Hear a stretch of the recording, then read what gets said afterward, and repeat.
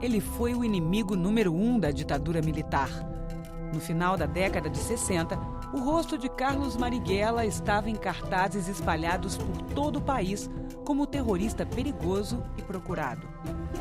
Depois de mais de 30 anos de militância no Partido Comunista, 9 dos quais passados na prisão, ele tinha rompido com os antigos companheiros para se tornar um guerrilheiro urbano. Fundou a primeira organização de luta armada contra o regime, a Ação Libertadora Nacional. Assaltou bancos, bombardeou instalações militares, roubou armamentos, ocupou emissoras de rádio, trocou tiros com a polícia e desafiou as autoridades. Morreu sozinho, aos 58 anos, fuzilado no meio da rua em São Paulo, no dia 4 de novembro de 1969. A operação envolveu mais de 40 policiais e o fogo cruzado entre os próprios agentes matou uma investigadora e feriu outro. No asfalto manchado de sangue da Alameda Casa Branca, morria o homem e nascia o mito.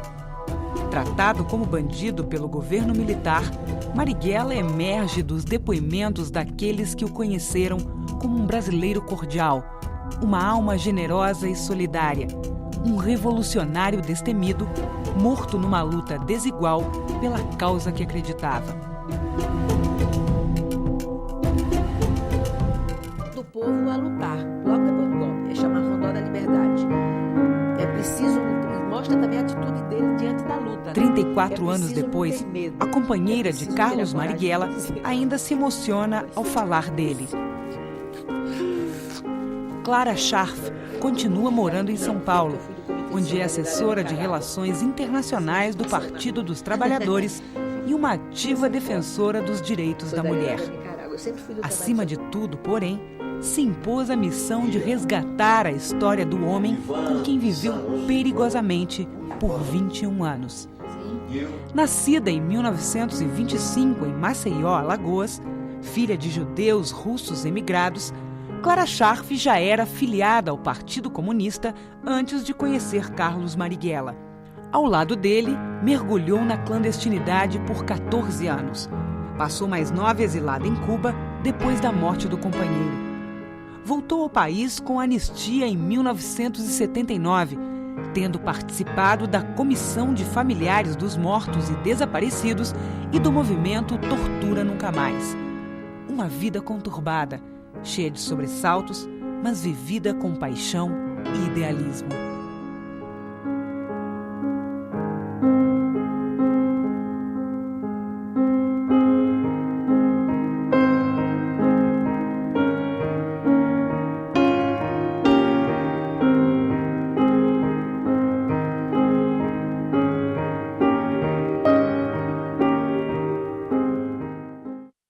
Meu sonho era ser médica, não deu certo.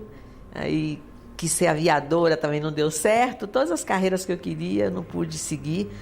Não só por problemas de ordem financeira, como também por preconceitos e tudo, né? Mas eu cheguei a trabalhar em Recife, que foi, aliás, meu primeiro emprego, na base naval norte-americana. Acho que ninguém está vivo que tenha trabalhado lá. Porque como eu sabia inglês naquela época, e sabia datilografia, que agora é computador tudo, né? Mas naquele tempo era máquina a Remington, né? Olivetti. E eu, como eu sabia datilografia e sabia inglês, daí eles estavam procurando gente na base naval e eu fiz o teste, passei e trabalhei lá como datilógrafa copista. Então, 42, 43, era uma época assim de efervescência, né? De luta, de protesto de estudantes, né? O povo queria que o Getúlio rompesse com os alemães, né? E realmente ele rompeu e depois se aliou aos americanos, né? Em troca do desenvolvimento da siderurgia, que esse era o projeto. Então eu acompanhava essa coisa estudantil, mas eu não era militante de nada ainda. Eu era uma moça rebelde, né? Rebelde contra a situação social de Maceió, eu particularmente, que era filha de judeus pobres, que ninguém acredita que tenha judeu pobre, né? Mas meu pai era pobre. Meu pai tinha um amigo judeu que tinha um filho comunista preso, né? Quando ele me disse que o rapaz tinha sido preso, eu fiquei preocupadíssima, porque eu achava que ele era ladrão, né?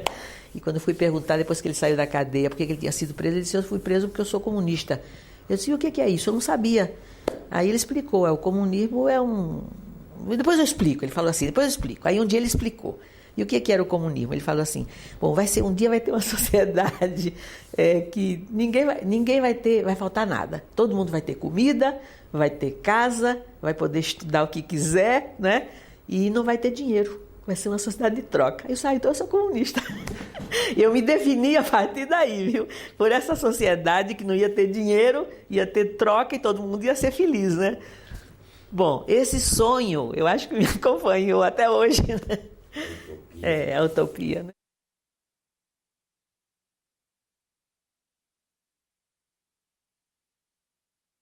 Quando terminou a guerra, as manifestações foram enormes no país inteiro, né? Em Recife particularmente, e passou por Recife a filha do Prestes, Anita Prestes, que tinha sido arrancada do campo de concentração, né?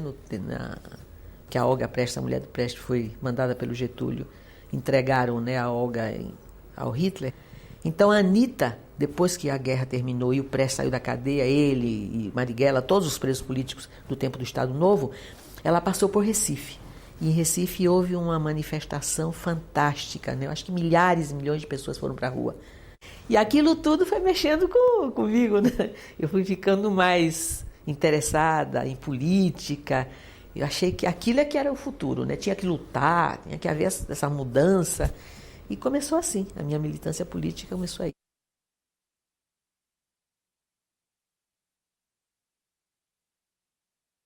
E não pude ser médica, mas eu pensei, bom, eu vou para o Rio, arranjo um emprego, mando chamar a família toda, né? Meu pai e meus irmãos, e quem sabe eu vou ser aviadora, porque esse era o meu sonho. O meu negócio era a liberdade, né? E cheguei no Rio, fui procurar, mas não podia, né? Porque naquele tempo nenhuma mulher podia pilotar avião. Até hoje tem pouquíssimas mulheres, né? Mas hoje já é permitido, naquela época não era. Aí eu fui ser aeromoça. Eu já completei 21 anos quando eu estava no Rio e me filiei ao Partido Comunista. Porque enquanto eu estava em Recife, eu ainda não tinha maioridade, e como meu pai era contra a participação política, não porque ele fosse contra as ideias, ele tinha medo, porque como ele sabia de pessoas que tinham sido presas, torturadas, então ele dizia, não se meta em política porque você vai ser presa, não quero que aconteça nada disso. Então eu tinha que tomar cuidado também para não causar essa dor a ele, né? Esperei os 21 anos, né, que eu cumpri no Rio, e aí me filiei ao partido. E aí eu comecei a militar assim ativamente, sendo aeromoça e depois quando eu deixei a aviação. Eu deixei, não sei se 1 ano e meio mais ou menos, tive muitas decepções, né? Naquela época pouquíssimas mulheres eram moças e em geral a mulher ainda é hoje um pouco, mas hoje mudou, né? Naquela época ser aeromoça era como se fosse mulher livre, quer dizer, livre no sentido de qualquer um podia ficar junto, né? E por causa dessas coisas todas é que eu me desliguei.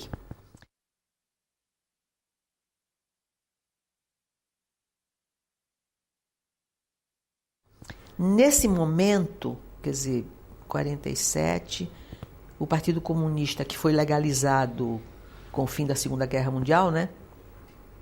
45 o pessoal saiu da cadeia, 46 houve a primeira eleição, né? Os partidos todos foram legalizados e o Partido Comunista formou a bancada, né? Foi uma bancada assim de muito valor político, né? Eles tiveram um comportamento fantástico, defenderam todas as grandes bandeiras da soberania, da independência, da liberdade, dos direitos dos trabalhadores. O Marighella mesmo foi, entre aqueles deputados comunistas, talvez o mais combativo, né? Isso ficou caracterizado na história dele mesmo. Ele sempre era proposto para defender os pontos de vista da bancada, era muito ágil, né? Tinha um pensamento muito rápido e muito inteligente e também muito agitador assim na tribuna. Então ele foi um grande deputado junto com os outros. E existia naquela época no Rio a chamada fração parlamentar, que era uma espécie de assessoria coletiva. Por exemplo, hoje os deputados têm assessores, cada deputado. Naquele tempo a bancada toda tinha uma única assessoria, que era até na Avenida Rio Branco, lá no Rio.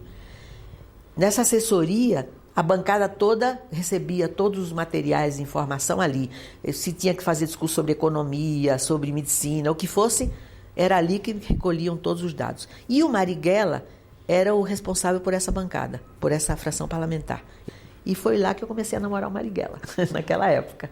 Esse é o capítulo que depois eu vou contar, né?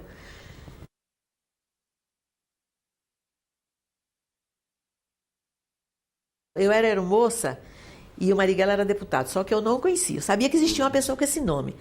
Naquela época existia a sede do Partido Comunista na Glória, lá no Rio.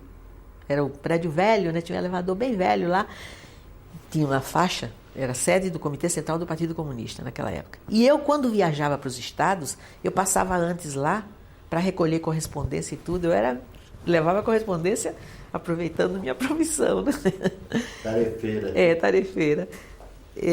Não, tinha um outro nome. E um dia eu estava esperando, eu estava de uniforme, porque eu já ia para... Eu fui da Aerovias Brasil. Eu estava já com a roupa para ir para o aeroporto e fui passar lá. Até o Amazonas era o secretário de organização naquela época, né? E fui para dizer, olha, eu estou indo para o norte, não sei o quê, né? Para levar alguma coisa. E quando eu estava esperando o elevador, vi aquele cidadão alto, Marighella era mulato, né? Que era uma mistura de filho de negra com italiano. Aquele homem alto, ele usava naquela época muito roupa, não era linho, era como se fosse um brim, que se usava muito no norte, na Bahia, nordeste também, norte e nordeste. E ele estava parado esperando o elevador, mas eu nem sabia quem era, não sabia que era o fulano, né, que se dizia que era o Marighella. E ele também não sabia quem eu era, ficou admirado de ver uma aeromoça ali. Isso eu soube depois pelo Amazonas, né? Ele olhou, eu olhei, tudo bem. Não sabia quem era, eu subi, peguei as cartas e fui embora. Quando ele subiu, ele perguntou ao Amazonas. O Amazonas que me contou depois, né? Disse assim, mas quem é que está fazendo uma aeromoça aqui? Ele disse, você não conhece, é a Clara Schaff. Ela era aeromoça e militante do PT. Pronto. Nós não nos vimos mais. Eu só vim ver o Marighella depois, quando eu passei a trabalhar na fração. E na fração, como ele era o responsável, a gente se via quase todos os dias. Todos os dias ele tinha que ir ali, porque ele era o responsável por essa assessoria coletiva. E ali que se elaboravam os discursos. E eu fui acompanhando a atividade dele como parlamentar. E aí ele tem coisas incríveis, né, na atividade dele como parlamentar.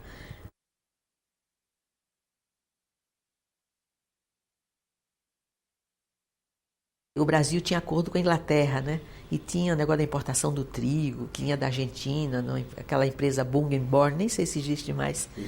Existe, né? E o trigo que chegava aqui era menos, aí misturavam com farinha de mandioca, e o pão, foi logo depois da guerra, né?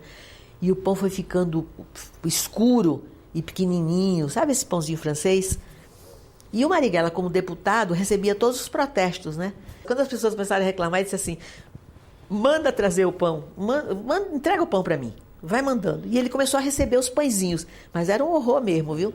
Pequeno, escuro, né? E ele foi acumulando. Só que ninguém entendia porque que ele estava juntando aquele pão, né? Naquele tempo ele nem sabia que ele estava fazendo marketing. Mas ele sentou e na hora de falar, quando ele foi chamado para falar, ele aí começou a meter o pau no acordo, né? Que era um absurdo, o Brasil depender, um país como o nosso, que não precisava, podia plantar trigo aqui, aquelas coisas. Foi fazendo o discurso, denunciou o acordo, denunciou a influência do capital inglês, aquela coisa toda. E na hora, para ele exemplificar, olha aqui é que o povo está sofrendo, né? Olha o pão que o povo está comendo. Ele abriu assim, o pão começou a cair. Viu? Foi uma cena inédita, que naquela época não tinha televisão, né? Teria sido uma coisa incrível, né?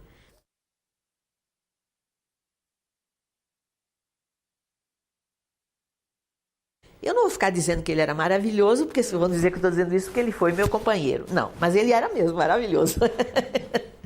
Ele era uma figura humana muito interessante, porque ele foi muito crítico sempre.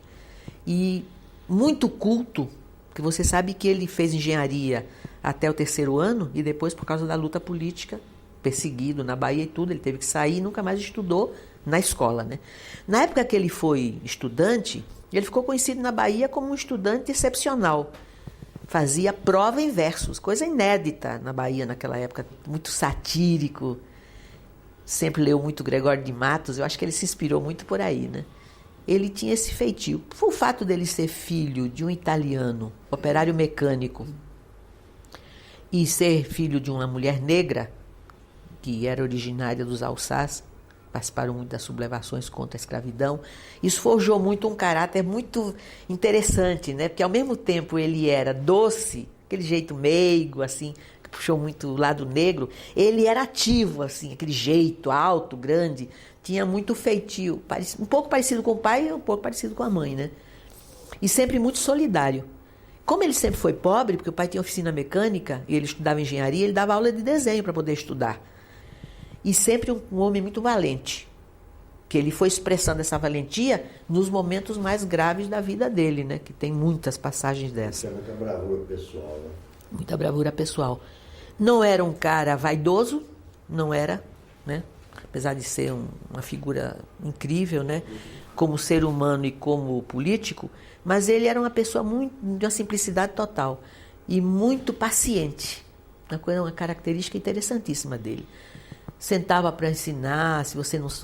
Qualquer estudante que procurasse, né? Mesmo depois, já ele dirigente, todo mundo que lidou com ele sabe disso. Ele tinha uma paciência enorme para explicar, para ensinar. Procurava falar português de maneira muito clara, para que as pessoas entendessem, a ponto dele, se ele fizesse um manifesto, por exemplo, e tivesse alguma pessoa de nível cultural mais baixo, ele lia para a pessoa, dizia assim, olha, eu vou ler um negócio aí, vê se você entende. E se a pessoa não entendesse, ele refazia.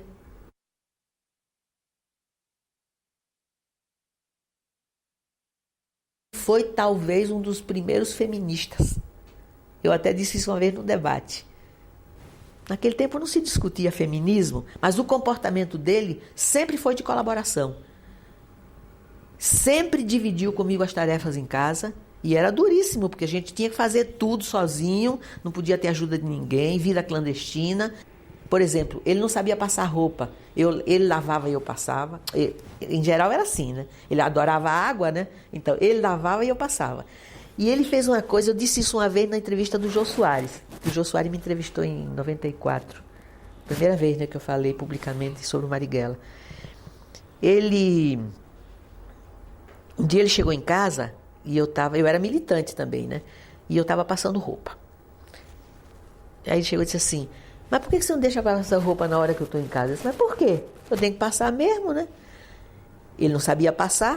Aí ele disse, não, então vamos combinar uma coisa. Você junta a roupa, que não era tanta, né? Mas você junta a roupa, deixa para passar quando eu estiver em casa.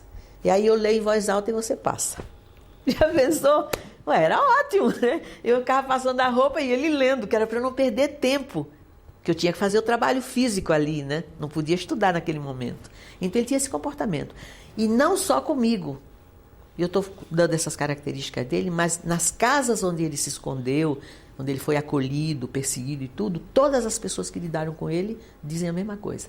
Ele sempre teve essa marca. Tomava conta de criança quando ficava nas casas. O pessoal adorava ele, botava a criança no colo, fazia verso, fazia sátira com música da época.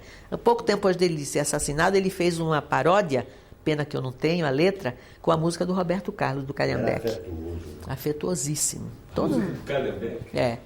Você não lembra como é que é? Não, a música ali, o Calhambeque vive e aquela música do Roberto, mas eu não lembro a letra.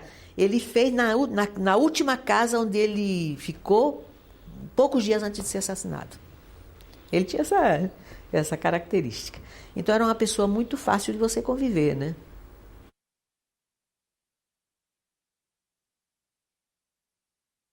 A primeira vez ele foi preso em 32 na Bahia. Que o Juracy, que era o interventor do Getúlio naquela época, o prendeu porque ele fez um poema criticando o Juracy. Naquele tempo ele era estudante. Apanhou muito, foi solto. Foi preso depois em 36, quando já tinha havido o levante de 35, né? Ele na Bahia, como ele estava já envolvido com a atividade política, ele foi muito perseguido e o mandaram para o Rio. Foi aí que ele suspendeu o estudo. Abandonou o estudo de engenharia, terceiro ano, e foi para o Rio de Janeiro. Ele ia ser responsável pela agitação e propaganda. Porque ele tinha muita facilidade para escrever e tudo, né? E quando chegou lá, ele foi numa casa, deram a ele um endereço, e ele chegou na casa, o companheiro tinha sido preso, a polícia estava dentro de casa, esperando que aparecesse qualquer pessoa.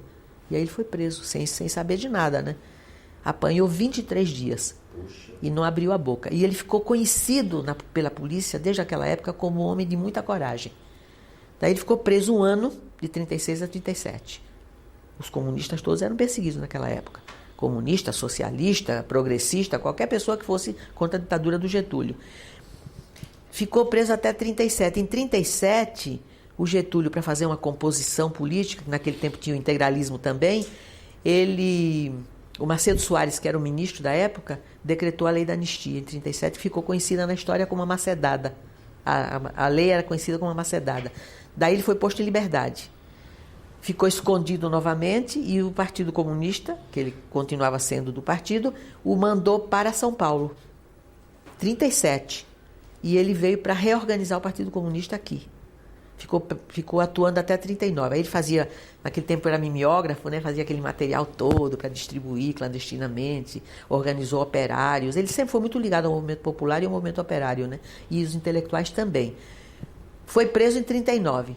Para onde é que ele foi? Para a Ilha Fernando Noronha. Milhares de presos foram para a Ilha Fernando Noronha.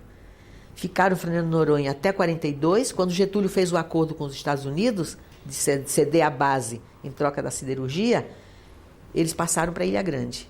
Então ele ficou preso de 1939 até 1945.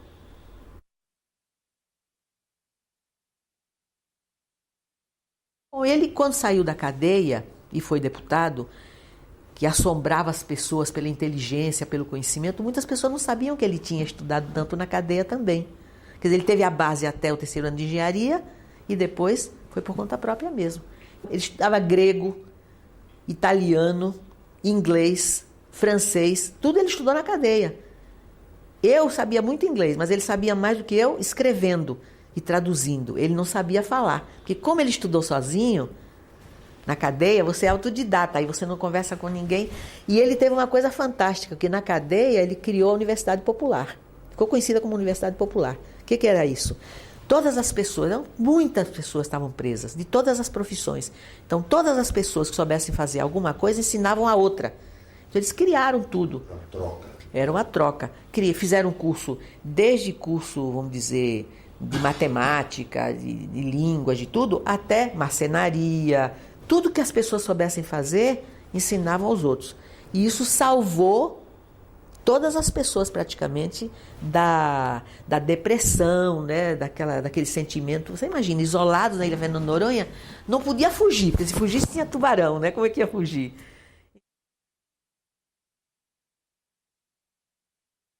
Quando Marighella ia para a China, eu não sabia que ele ia para lá.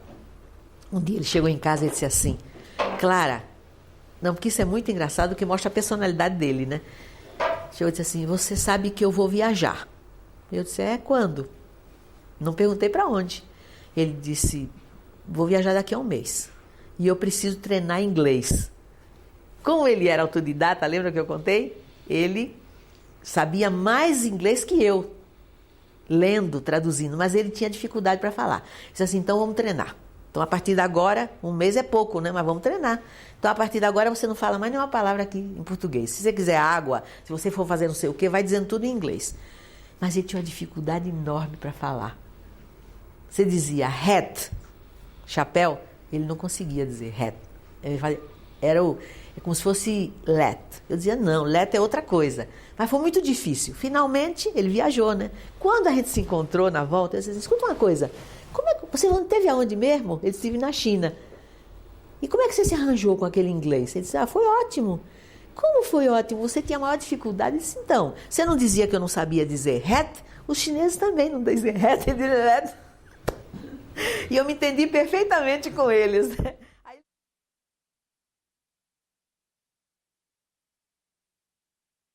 Marighella foi para a China e nesse mesmo período eu fui para Campinas. Quer dizer, eu ia com a incumbência de montar uma escola de formação política. Saí do Rio com a mala cheia de livros, etc. E quando cheguei em Campinas, fui presa. Porque o companheiro que foi me esperar, eu não conhecia, nunca tinha ido a Campinas. E o companheiro que foi me esperar era líder dos rodoviários. E estava clandestino também. E estava com prisão preventiva. Eu não sabia nada disso, né? Cheguei lá, desembarquei na estação. E enquanto ele foi me levar para uma casa onde eu ia ficar, para depois montar a escola e tudo, a polícia, eu suponho que tenha sido isso, né? A polícia o localizou, porque ele estava sendo procurado, e ele que foi me buscar na rodoviária. Olha que mancada, né? Daí, até ele me levar da casa, fazer aquela mudança toda, a polícia localizou e cercou os dois. Como ele conhecia a cidade, ele conseguiu fugir. E eu fiquei ali. Comecei a gritar, abaixo a ditadura de Getúlio Vargas. Mas imagina, não tinha ninguém nessa polícia em volta de mim. Eu estava indignada, né? Eu tinha acabado de chegar na cidade, não tinha feito nada. E eu com a mala de livro cheia de... E tinha uma faixa linda, né? Uma japonesa, que um companheiro tinha ido a um congresso de trabalhadores agrícolas no Japão, não sei onde. Linda a faixa. E eu tinha posto a faixa dentro da mala, né? Para mostrar que era, como é que se fazia em outros países. Eu nem sabia, dizia viva os trabalhadores da agricultura, sei lá o que era uma coisa desse tipo. Quando eles me prenderam, que abriram a mala, que viram aquela faixa, também não sabiam o que queria dizer, nem perguntaram a ninguém, cheia de livros de economia política e tudo. O que saiu nos jornais? Que eles tinham prendido uma espiã comunista. Tanto que a imprensa da época dizia isso, né? Presa em Campinas, a espiã comunista cujo amante fugiu. O companheiro que se mandou, né, conseguiu fugir. Uma coisa assim absurda. Até que chegou o momento que eles resolveram me tirar de dentro da cela e me levaram lá para o fórum. Cheguei lá, o fórum cheio de polícia, parecia que eu era um monstro, né? Polícia por todo lado, com metralhadora e tudo. E eu fui para lá. Aí eu pensei comigo, bom, eu vou falar. O que eu vou falar? Estou pensando, vou dizer, né? E quando eu estou pensando como é que se eu ia dizer, diante dessa situação tão desigual, né? Entra um advogado, que já morreu, né? Um advogado maravilhoso daqui de São Paulo, Altivo Ovando. E o Altivo Ovando entra, ele usava um terno preto, e foi falar com o juiz. Estava começando as perguntas, né? Daí ele chegou lá e cochichou lá no ouvido do juiz, né? E o juiz fez assim e ele veio para perto de mim. E aí ele chegou e disse assim, que eu tinha que dar meu nome verdadeiro, porque senão eles não podiam impetrar habeas corpus. E eu sofri muito com isso, viu? Porque eu pensei que eu ia sair daquela cadeia sem eles saberem meu nome de verdade, para protestar contra o absurdo que era aquela prisão, né? Daí quando ele disse que eu tinha que dar um nome, não teve jeito. Quando o juiz perguntou, seu nome? Aí eu falei, Clara Scharf. Todo mundo, a imprensa toda que tinha acompanhado tudo, ficou... Aí ele perguntou, assim, a senhora é membro do Partido Comunista? Eu disse, não. A senhora é comunista? Eu disse, sou, com muito orgulho. Aí o pessoal do Rio impetrou um habeas corpus pelo Rio, alegando que eu era uma pessoa que eu tinha chegado em Campinas com a mala de livro, etc. e tal, não tinha feito nada, nem tinha aberto o livro ainda, né? E aí eles firmaram a jurisprudência, que foi firmada em consequência desse caso, que ter material, que eles diziam, material subversivo, não era crime. Era crime você ser apanhada distribuindo. A partir daí é que eles me soltaram.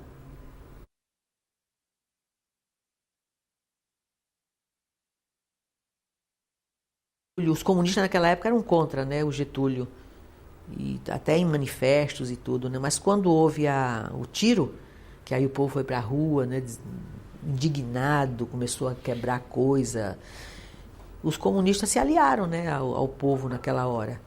Muita gente foi para a rua e percebeu que havia um enraizamento muito grande do sentimento do povo pelo Getúlio, né? Mesmo tendo havido Estado Novo, né? Por causa daquelas bandeiras todas que se dizia que era de responsabilidade dele, né? A legislação trabalhista. Ele era conhecido como o pai dos pobres, né? Então a massa popular, ela sempre... Depois mesmo porque no golpe, quando houve o golpe contra o Getúlio, quer dizer, quando fizeram aquela armação toda, o Lacerda, que foi aquela figura, né, do corvo, né, como se dizia, o povo tinha ódio dele por causa da morte do Getúlio. Então foi muito incrível essa mudança. E isso foi abrindo o caminho e foi mudando também um pouco a posição dos comunistas depois da morte do Getúlio, que acabou dando no apoio a Juscelino em 55.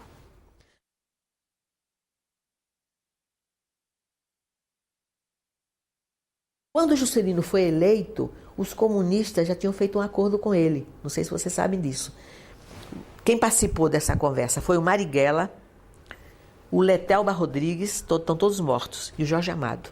O acordo era o seguinte, se o Juscelino concordasse em respeitar liberdades no país e legalizasse o Partido Comunista, ele teria em troca o apoio à candidatura dele na presidência.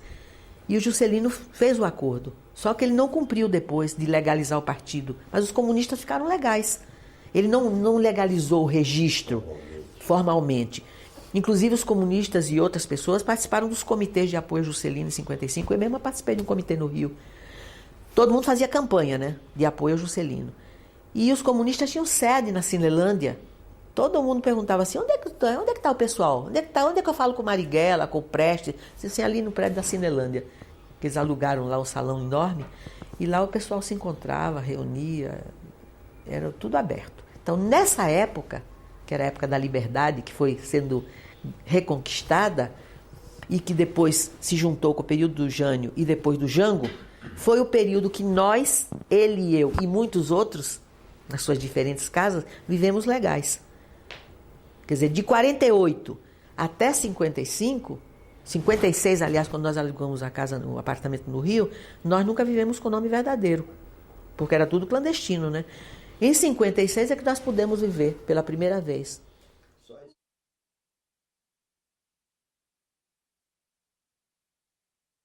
O Carlinhos é fruto de uma ligação que ele teve com uma moça na Bahia, né? Que depois não deu certo, ele se separou, nasceu o Carlinhos, ele registrou, e o Carlinhos viveu muito pouco tempo com ele. Só viveu com a gente na época da legalidade, essa que eu te falei, do tempo do Juscelino até o golpe. Ele morava com a gente, nós moramos lá no Rio, né, na Rua Correia Dutra, no Flamengo. E ele estudava num colégio. Quando veio o golpe, bom, enquanto nós vivemos juntos, ele conviveu com o pai todos os dias. Porque o Marighella chegava tarde, às vezes ensinava matemática a ele, tinha uma paciência danada, contava história. Ele adorava aquele pai, né? Porque o Marighella era mesmo carinhoso com todas as pessoas.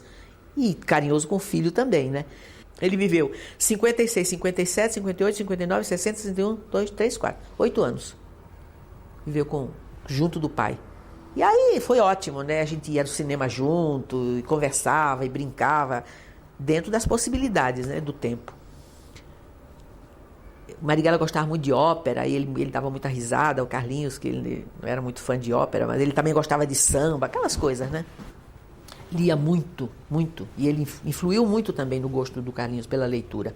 A convivência não podia ser 24 horas por dia, porque ele estava fazendo uma coisa e o filho outra, o filho estava estudando.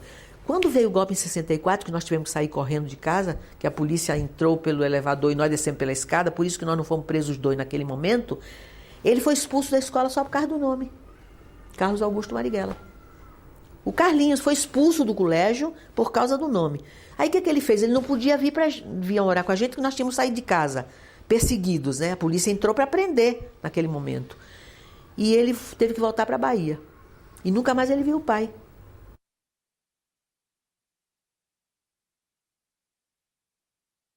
Eu nunca tinha visto o Marighella chorar na minha vida. E vi naquele momento. E o mundo dele caía. Mas ele teve uma reação diferente de outras pessoas. Porque o Agildo, por exemplo, saiu da luta, se afastou. O Jorge Amado se afastou, saiu do partido. Cuidou lá, foi cuidar só dos...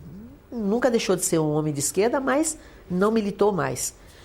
E o Marighella se recompôs, né, depois, e começou a dizer que tinha que continuar a luta. E ele foi procurar, ele ia de casa em casa, aquele pessoal mais atuante, né, para convencê-los de que eles não deviam abandonar a luta por causa disso. Que aquilo tinha sido uma coisa imperdoável, mas que isso tinha acontecido lá, né?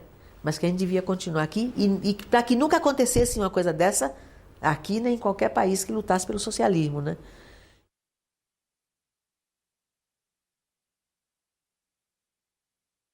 Você sabe que o Lacerda se aproveitou e começou a dar batida nas casas lá no Rio para pegar gente, né? Porque eles pensaram que naquele momento ia ter alguma conflagração e começaram a perseguir os comunistas, foram na casa. E eles foram lá no apartamento. Chegaram lá, o Marighella não estava, ele estava na Bahia, eu estava sozinha. E a gente tinha um quarto e uma sala naquele apartamento. Então, quando ele não estava, eu não abria o sofá, a gente dormia no sofá. O sofá estava assim. E eu sozinha, pensando, bom, ele só deve chegar amanhã. O golpe, a renúncia do Jânio o pegou na Bahia. Você sabe que a polícia chegou lá, começou a bater na porta de madrugada, para eu abrir a porta, que eles queriam entrar para pegar o Marighella, né? Eles não diziam que era para isso, mas eles diziam, abram, abram. E eu comecei a gritar, prédio todo foi apanhado de surpresa, né? Entre aquele bando de policial com metralhadora e tudo, eles derrubaram a porta. E quando eles derrubaram a porta, eles olharam e ficaram admirados, porque o apartamento era pequeno, né? Viram, entraram no quarto, estava o sofá aberto de um lado só, correram na cozinha, que era pequena, no banheirinho, aí se deram conta, eles ficaram furiosos, porque eles pensavam que a gente vivia num baita apartamento, né? Só tinha livro. Foram embora. O Marighella voltou no dia seguinte e ele subiu tranquilamente, nem sabia o que tinha acontecido.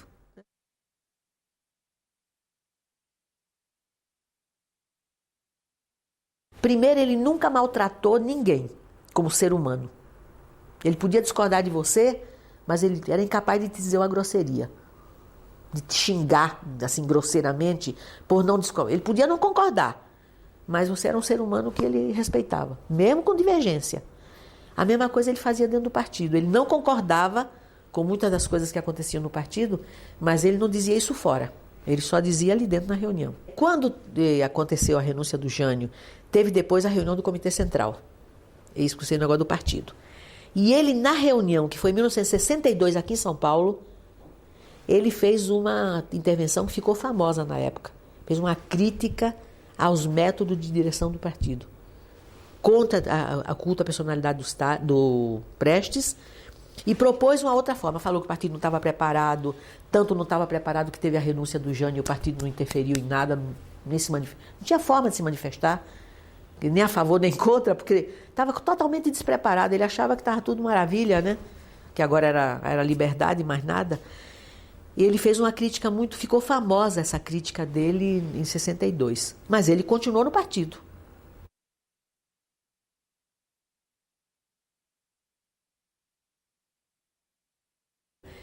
Ele disse assim, eles vão dar o golpe.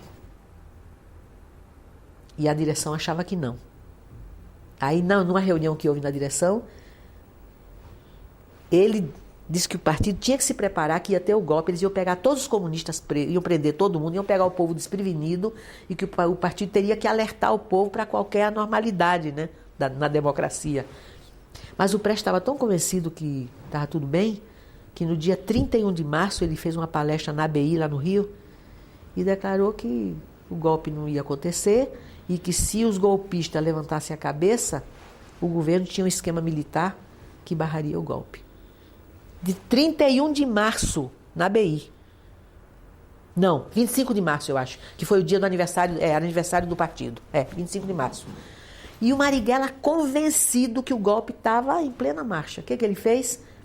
Ele saiu de casa, isso eu não sabia, eu soube depois, quando ele me avisou, né? Ele foi no lugar e arranjou uma casa de reserva. Disse, não, se houver qualquer coisa a gente vai ter que sair daqui, porque eles vão vir aqui e vão invadir. Já tinham invadido na renúncia do Jânio, né? Para procurá-lo. Aí a coisa foi ficando quente, né? Braba. Quando chegou na véspera do golpe, ele chegou em casa e disse assim, olha, Clara, a gente vai sair daqui. Aí pegamos uma maleta, eu pus umas peças de roupa, ele pôs outras, deixamos tudo como estava, né? Porque não podia levar aqueles livros nem nada. E descemos pelo elevador. A gente desceu pelo elevador e a polícia subiu pelo... A gente desceu pela escada e a polícia subiu pelo elevador. Ele só não foi preso ali, ele e eu, por causa dessa visão que ele tinha de que o golpe ia ser deflagrado. Os comunistas não tinham nem onde se esconder, né? Eles bateram em tudo que foi casa. Teve gente que dormiu em automóvel, porque não tinha onde ficar. As famílias apavoradas todas, porque eles entraram com toda a violência, né? E ele, no dia seguinte, depois da gente ter saído de casa, o golpe deflagrado, ele começou a andar por aí para procurar gente para organizar a resistência.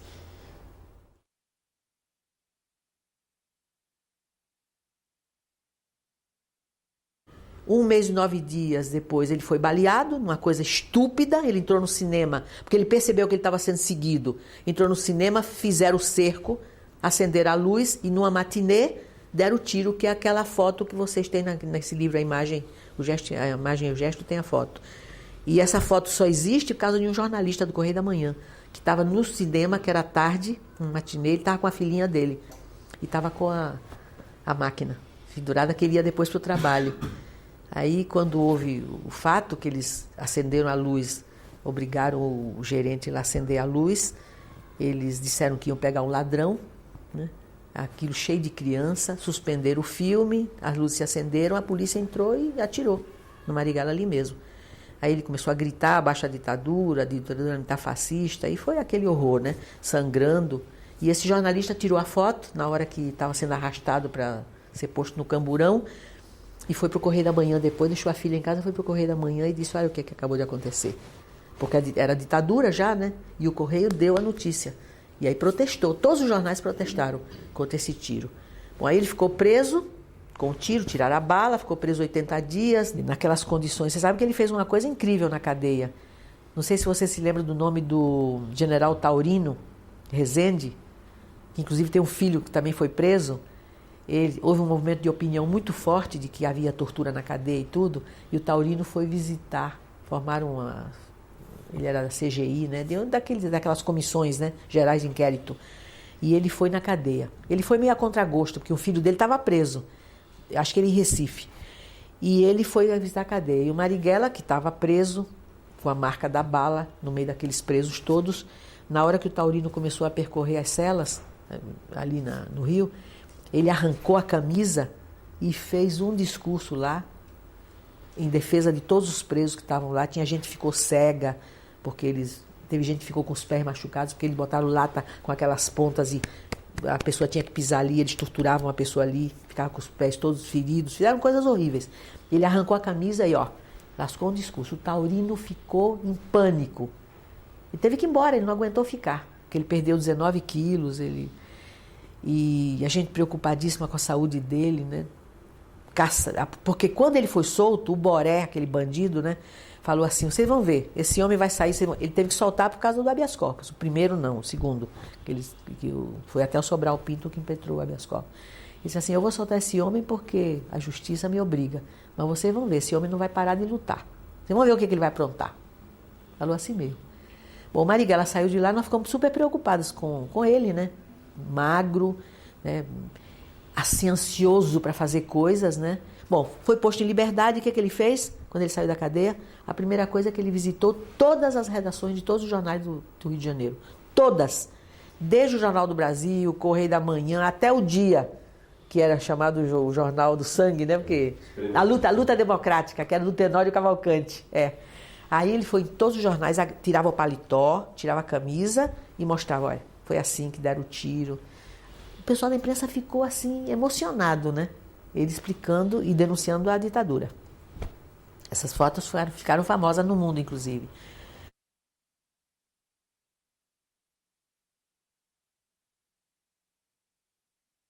Saiu dali, foi procurar um companheiro que tinha um sítio, que era amigo dele, que ele conhecia, né? No estado do Rio, não interessa agora dizer, eu nem me lembro direito o nome do lugar. E aí o companheiro disse assim, tá bom, você vai lá para casa, que lá é uma casa pequena, né? Mas tem muito sol, você pode se recuperar, se alimentar bem, lá tem uma vaquinha, você toma leite. E fomos nós dois para lá. E ele redigiu esse livro, que eu vou mostrar para vocês, que a gente reeditou depois, chamado Por que Resistir à Prisão. Aí ele conta toda a história da prisão, por que ele reagiu, o que ele pensava, o que ele achava e achava que o povo brasileiro ia continuar a lutar. E que tinha que formar mesmo uma frente antiditadura. Aí ele vai expondo todas as ideias. E que o caminho era da resistência. E foi procurar a direção do partido. Você sabe que a direção do partido ficou contra o livro?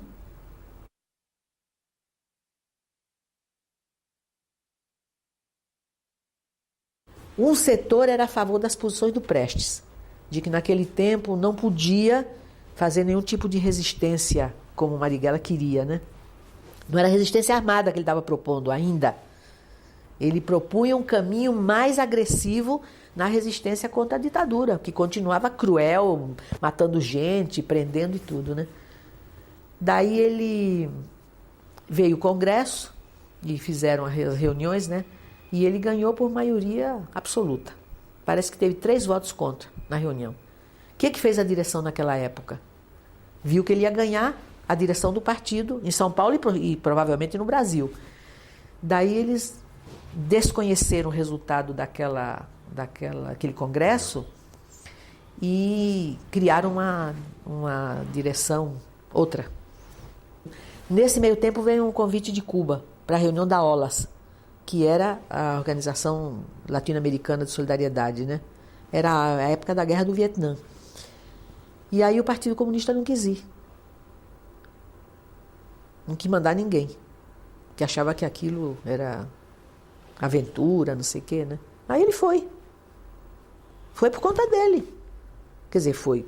Como o partido não queria, ele fez uma carta para o partido, se afastando da executiva, que é uma carta belíssima, que é aquilo que eu falei para você, que ele nunca atacava ninguém do ponto de vista pessoal. É uma carta de um respeito, de uma dignidade. Tem aí no livro essa carta, muito bonita. Ele se despedindo, né, dos companheiros com os quais ele tinha lutado a vida inteira, né? E ele foi para Cuba.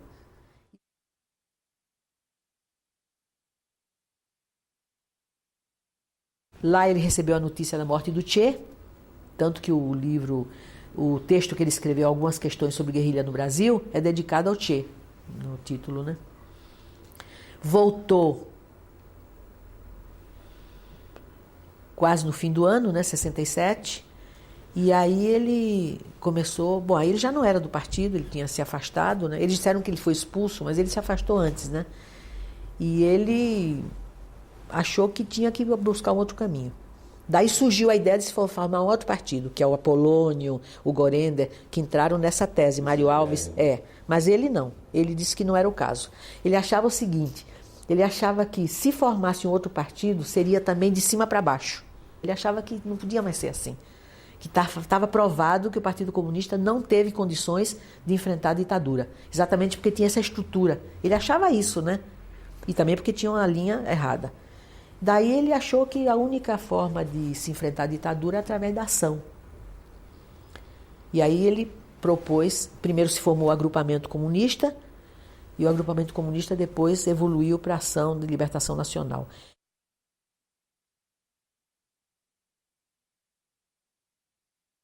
Ele queria constituir no Brasil uma sociedade socialista, ele achava que Cuba, apesar de ser absolutamente diferente, tinha dado uma lição, né, que um povo pequeno ali nas barbas do americano tinha transformado a sociedade. Naquela ação que houve no Rio do IPEG, que foi a primeira ação que ficou caracterizada como sendo uma ação para arrecadar fundos para a luta, e foi aí que saiu o cartaz, o primeiro cartaz, Marighella, inimigo público, né, naquela época, que até tem uma cena muito engraçada, ele foi comprar um jornal um dia, porque ele é de uma audácia incrível, né, ele de peruca, né, uma peruca horrorosa, né, que era sempre de mulher que a gente cortava, né, para ele poder, porque ele não podia andar de dia, ele grande daquele jeito, né, qualquer pessoa reconhecia, né, ele era muito conhecido, ele tinha que sair com muito cuidado, né, e, então mas ele não aguentava, quando você via ele estava na banca de jornal, você imagina, em plena luta,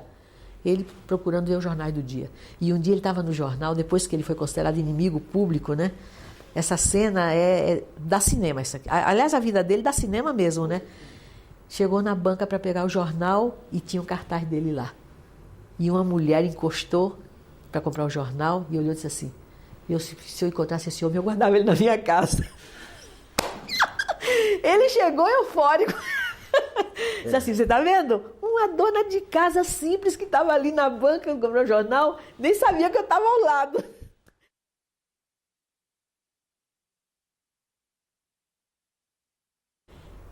Ele não era a favor desse sequestro naquele momento.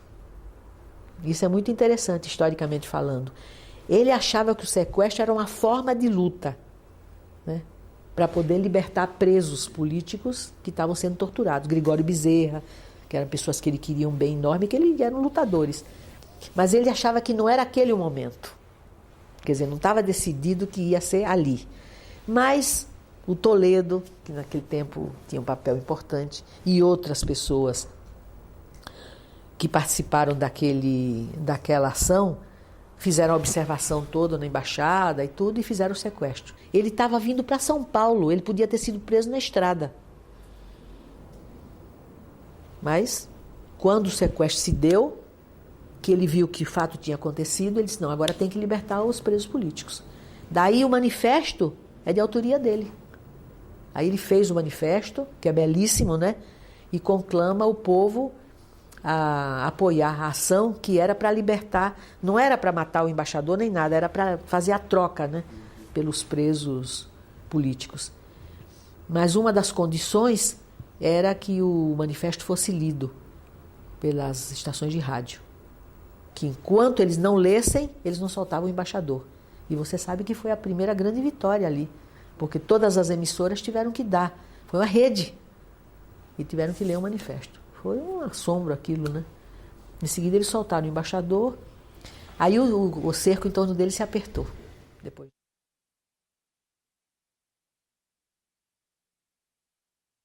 Nesse tempo ele já tinha estabelecido relações com os dominicanos também, né?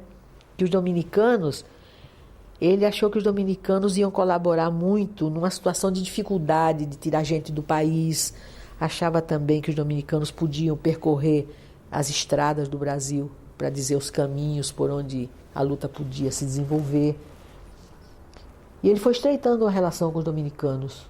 Nesse dia, 4 de novembro, os dominicanos estavam presos, foram torturados, não aguentaram, e a polícia queria saber como é que eles se encontravam com Marighella. Aí eles deram o local e tudo. Disseram, a gente se encontra na Alameda Casa Branca. E como é que vocês marcam? Aí eles deram o serviço todo, né? Se ele liga para a livraria Duas Cidades e a pessoa atende, se disser que está tudo bem, significa para ele que ele pode ir lá. E foi o que aconteceu.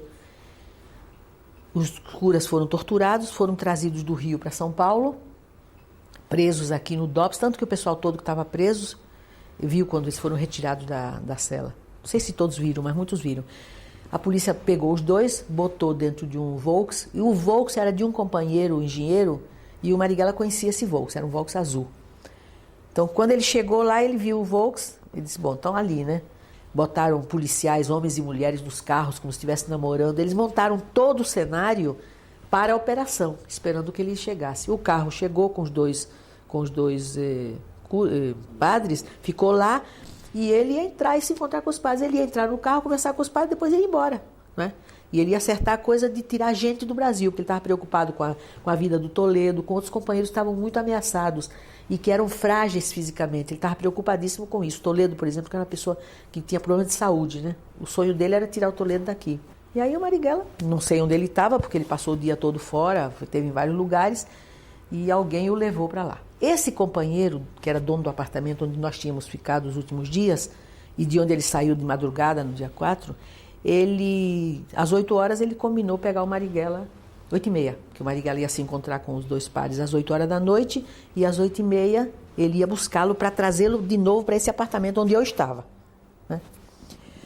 Daí ele chegou um pouco cedo, aí foi tomar um chopp, estava muito calor, ele foi entrar no shopping. Quando ele ia entrando na rua, que era para pegar o Marighella e trazer no carro, ele conta isso no depoimento, porque isso ninguém viu, eu não vi, que eu não estava lá. Ele disse que quando ele foi entrando assim, o policial falou para ele assim, não passe não, porque mataram um terrorista. Diz que nessa hora ia saindo uma senhora, aqui perto aí da região, né? Diz que a senhora abriu o portão, ela estava saindo e disse assim, mataram o Marighella. Porque alguém deve ter comentado que era o Marighella. Ele ficou, você imagina, né? Ele ia buscar o Marighella para levar. Aí ele foi lá e... Espantado, né? Aí ele...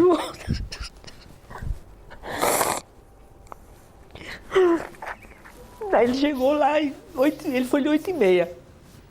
Aí ele voltou correndo, né, lá para o apartamento, chegou lá e disse assim, eu disse, cadê o Marighella? Ele disse assim, claro, tem uma notícia para te dar, Marighella foi assassinado. Mataram o Marighella agora. Eu não queria acreditar, porque era uma coisa tão louca, tão inconcebível, né? Quer dizer, eu sabia que ele estava ameaçado sempre, mas aquilo foi tão brutal, né? Ele sabendo que ele ia voltar às 8h30. Aí eu fiquei preocupada com o dono da casa, né? Ele era casado e tinha uma menina, né? Aí eu disse, então todo mundo tem que sair daqui correndo. A notícia era, morreu o terrorista Carlos Marighella num tiroteio. Não é verdade. Não houve tiroteio. Então, eu estou dizendo, o Marighella carregava, quando ele saía, ele carregava uma capanga até velha, né? Estava até estragada, que até eu brincava com ele que tinha que arranjar outra, porque aquela estava muito gasta, né? Ele carregava ali um aparelho de barba, que é onde ele estava, ele fazia barba, um revólver, uma coisa pequenininha aí, que não... Sei lá, que ele nunca usaria, né? Em qualquer circunstância, eu acho que nem dava para usar. E uma pílula de cianureto, porque ele tinha declarado que ele não ia se deixar prender vivo, porque ele já tinha sofrido muito. Ele sempre tinha sido muito torturado, né? Ele dizia muito isso. Então, é claro, se eu for pego, eu não me entrego. Sei tomar eu morro, mas eu não me entrego. Mas não atirando, ele ia morrer mesmo. Isso é o que ele pensava, né? Bom, não deu para fazer nada disso. Daí, passou-se o tempo, a imprensa todo dia dizendo horrores, né? Contando milhões de mentiras e tudo. E dizendo que ele tinha atirado e que então o Fleury tinha que ter reagido. A polícia reagiu para se contrapor, que ele entrou com guarda de segurança, tudo mentira, não tem nada disso. Analisada a bala, não sei o que, a arma, está provado que a arma não foi usada. Quer dizer, ele não chegou a dar tiro nenhum. E a gente incluiu essa parte nesse documento nos outros que a gente estava preparando, e isso foi o que provou que ele não tinha sido assassinado em tiroteio.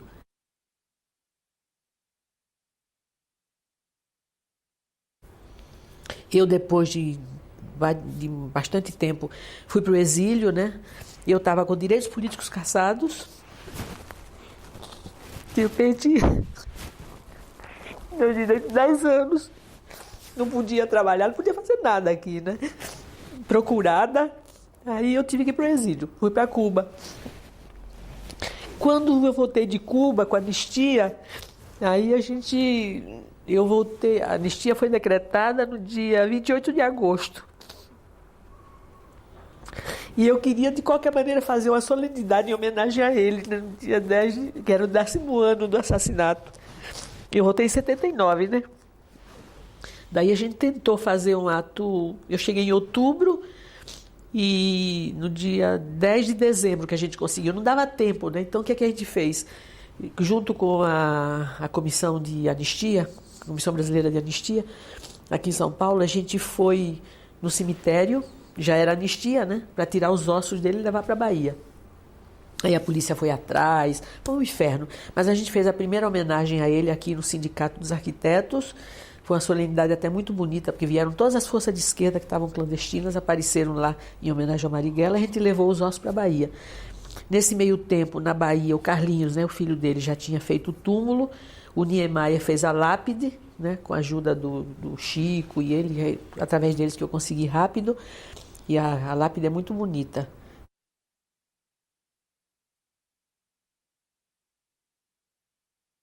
Se a ditadura não tivesse feito o que fez com Marighella e tantos outros, se os norte-americanos não tivessem, depois da Segunda Guerra Mundial, vamos dizer, voltar um pouquinho para trás, não tivesse pressionado o governo do Dutra para caçar o registro do Partido Comunista e caçar o mandato dos deputados, numa ingerência nos assuntos e na política brasileira, o caminho do Brasil teria sido diferente. Era ou não era? O que eles lutavam naquela época? Eles eram parlamentares. O que eles faziam no parlamento? Faziam discurso, propondo coisas. Reforma disso, reforma daquilo, né? Lei tal, defesa da Petrobras. Era isso. Quer dizer, por que esses homens entraram na luta? Tem que ver, né? Porque você pensa assim, puxa, aí você vê hoje. Não é ótimo a gente estar na democracia que foi conquistada graças aos caminhos percorridos por todos esses homens e mulheres. É preciso não ter medo, é preciso ter a coragem de dizer: o homem deve ser livre. O amor é que não se detém ante nenhum obstáculo e pode mesmo existir quando não se é livre. E, no entanto, ele é em si mesmo a expressão mais elevada do que houver de mais livre em todas as gamas do humano sentimento. É preciso não ter medo, é preciso ter a coragem de dizer.